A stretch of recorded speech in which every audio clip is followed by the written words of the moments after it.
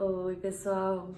Vamos falar de um cara hoje que, conhecendo a história dele, que é sensacional, a gente também consegue fazer uns links aí com a história do Brasil. Então vamos entender a história de um brasileiro e com isso também um pouquinho da história do Brasil.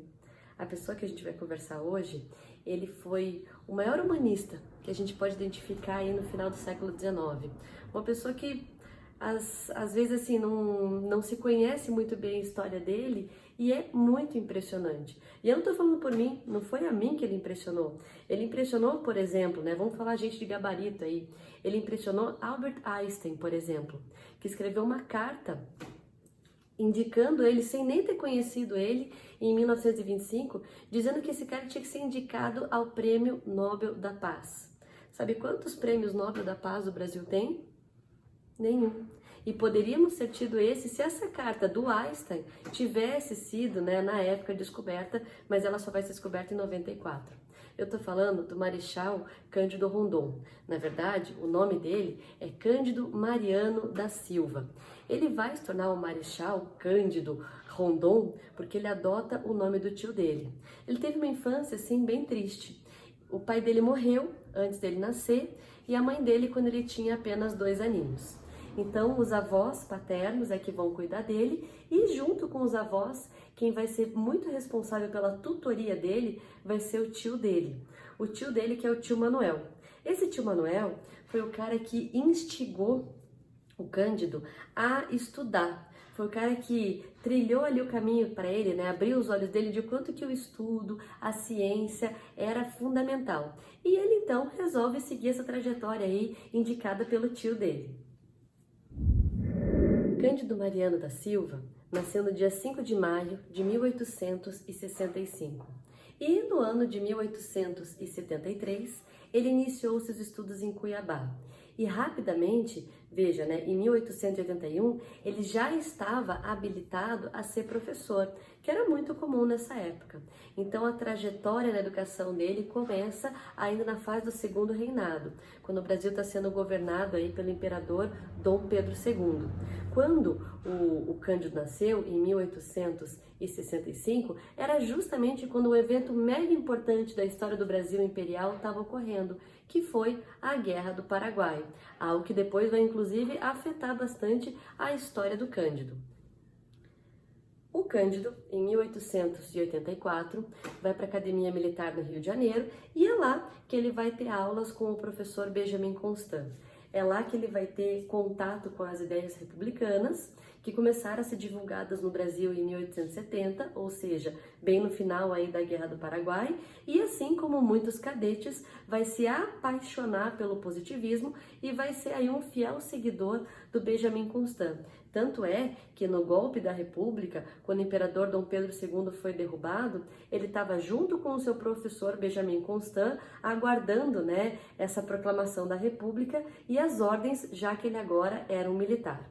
E como militar, ele agora vai estar trabalhando para os presidentes da República, já que esse foi um regime instaurado em equipe, em parceria, entre os latifundiários poderosos na época, a grande elite latifundiária que mandava na política brasileira nesse momento era a elite do café e os próprios militares.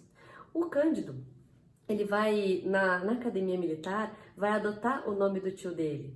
Ele pediu para o ministro da Guerra a autorização, como todo militar usa aí o seu sobrenome como nome de guerra, ele adota então o nome do tio, já que ele teve a infelicidade aí de não ter conhecido o pai dele e quem fez esse papel foi o tio dele.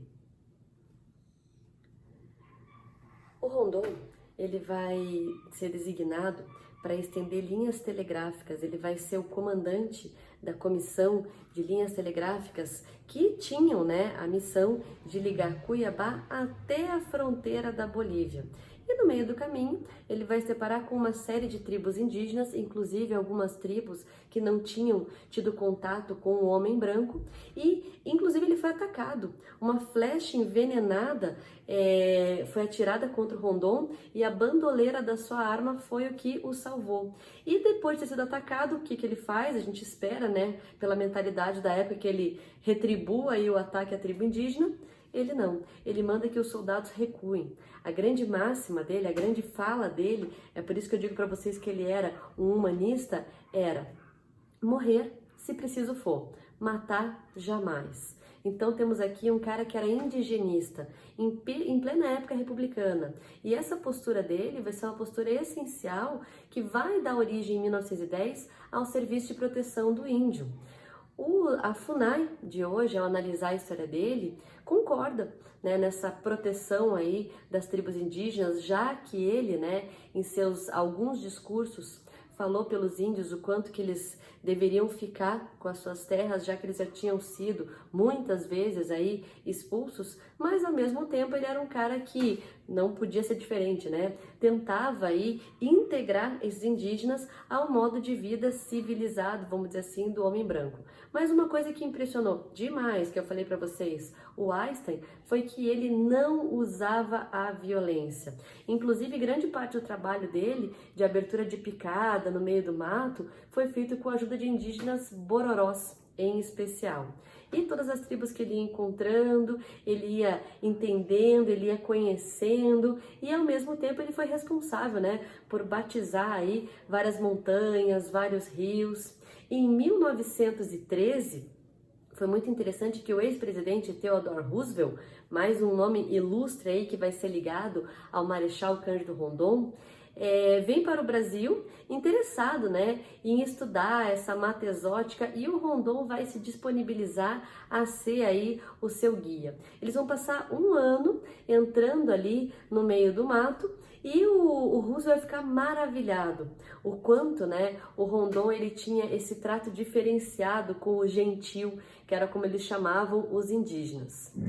Bom, o Rondon ele foi tão importante com essa abertura das linhas telegráficas que lá nos anos 60 o estado de Rondônia vai ser batizado em homenagem a ele, e ele morre aos 92 anos e infelizmente a história dele não é tão conhecida. Então fica aí uma palhinha para vocês terem um pouquinho dessa história desse brasileiro sensacional. Um abraço, gente. Tchau, tchau.